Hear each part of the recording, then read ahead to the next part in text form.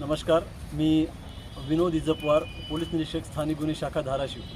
मागील वर्ष दीड वर्षापासून धाराशिव जिल्ह्यामध्ये म्हशी चोरीला जायचं एक सत्र सतत चालू होतं आणि त्याचा उलगडा करण्याचं एक मोठं आव्हान पोलीस प्रशासनासमोर उभं राहिलं होतं आणि त्या आव्हानाचं आम्ही समर्थपणे या ठिकाणी उलगडा केलेला आहे।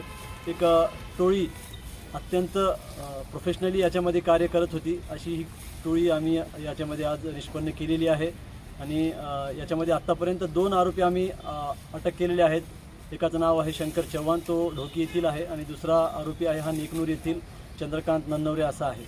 तर ही जे आहेत ही टोळी आहे, याच्यामध्ये वेगवेगळे स्तर या ठिकाणी तयार झालेले होते।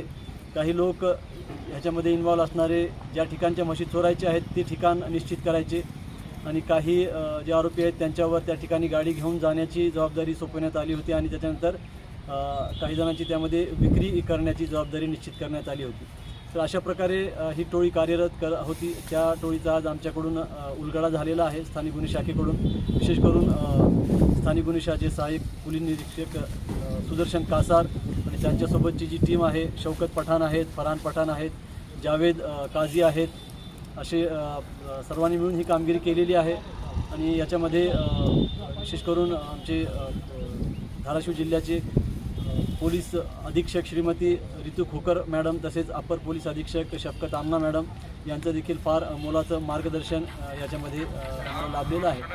विशेष म्हणजे या गुन्ह्यामध्ये आत्तापर्यंत आरोपींकडून 3 गुन्ह्यामधील 100% मुद्देमाल या ठिकाणी जप्त करण्यात आलेला आहे। त्या व्यतिरिक्त देखील त्यांनी मागे जे गुन्हे केलेले आहेत असे साधारणतः 9 गुन्ह्यांची या ठिकाणी कबुली दिलेली आहे।